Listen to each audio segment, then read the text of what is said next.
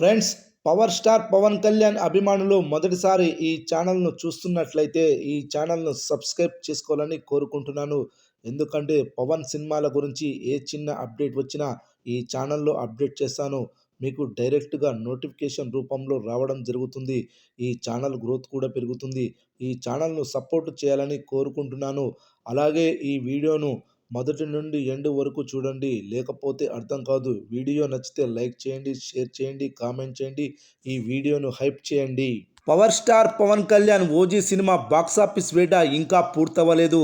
గత 10 రోజుల నుండి స్టడీ కలెక్షన్స్తో ట్రేడ్ని సైతం ఆశ్చర్యపరుస్తూ ముందుకు దూసుకెళ్తూనే ఉంది.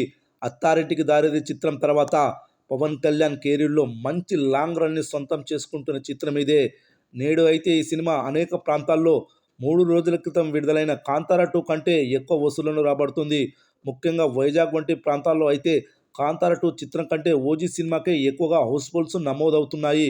10 రోజుల క్రితం విడుదలైన ఒక సినిమా ఇప్పటికీ హౌస్ఫుల్ కలెక్షన్స్తో రన్ అవ్వడం చాలా అరుదుగా జరుగుతుంటాయి.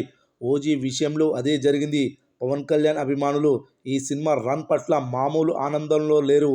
ఒక్క తెలుగు రాష్ట్రాల్లోనే కాదు, కర్ణాటక, చెన్నై మరియు నార్త్ ఇండియాతో పాటు ఓవర్సీస్లో కూడా వసూళ్లు బాగా పెరిగాయి. నైజాం ప్రాంతానికి సంబంధించిన వసూళ్లు మధ్యలో ఒక 2 రోజులు బాగా డౌన్ అయ్యాయి. కానీ దసరా తర్వాత భారీ వసూళ్లు పుంజుకున్నాయి. ఫలితంగా 10వ రోజుతోనే ఈ చిత్రం నైజాం ప్రాంతంలో బ్రేక్ ఈవెన్ మార్కును పూర్తి చేసుకుంది. అక్షరాల 54 కోట్ల షేర్ వసూళ్లను రాబట్టింది.